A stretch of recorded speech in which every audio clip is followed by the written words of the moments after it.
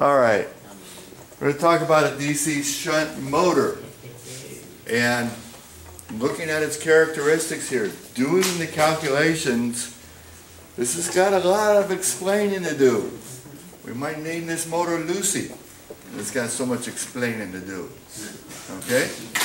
You know, we look at this motor, and if we go through the calculations here, we're applying 240 volts. We've got a shunt field resistance of 125 ohms. Okay? Armature resistance of 1.75 ohms. It's a 1.5 horsepower motor. Okay? Go over here, let's calculate the armature current. E over R. Applied voltage is 240 volts. Our resistance is 1.75 ohms. We got 137.1 amps. Okay? And we do the same thing for our field current. 240 volts, they're in parallel. Okay? Divided by 125 ohms, we've got our 1.92 amps.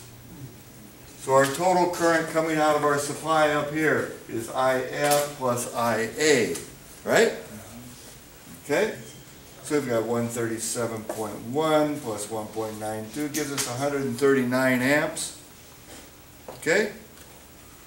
Now if we calculate the power in at that moment, 139 amps times 240 volts gives us 3.36 kilowatts. As somebody already said, that seems like an awful lot of power to be putting in to this motor, only getting a horsepower and a half out. Let's see what we've got over here.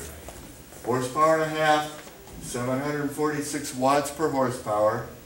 Okay, so 746 watts per horsepower times 1.5 horsepower gets us about 1100 watts. Okay, that's our output power. Okay, efficiency, power out divided by power in, 719 divided by 33,360 gives us a grand total of 3.35% efficiency. Not very good, right? We got a problem. Motor's got some explaining to do. Okay? What's happening here? Losing power? We're losing power. Okay? There's something we're not considering.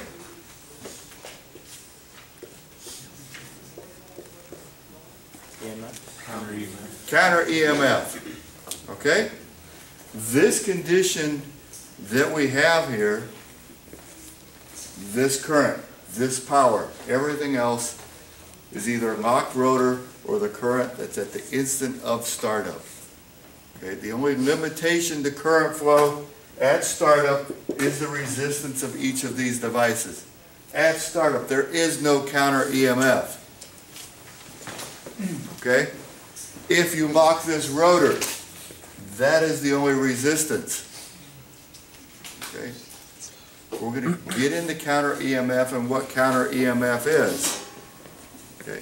If you don't have counter EMF, you're going to have that kind of efficiency.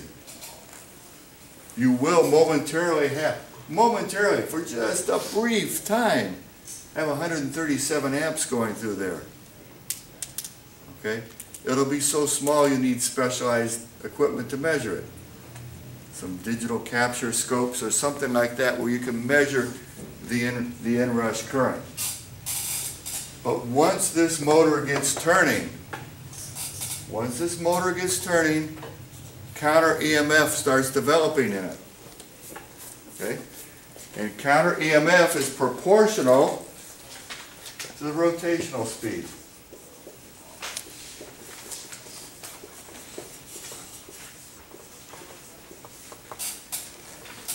Okay, the faster the motor turns, the more counter EMF develops. Okay?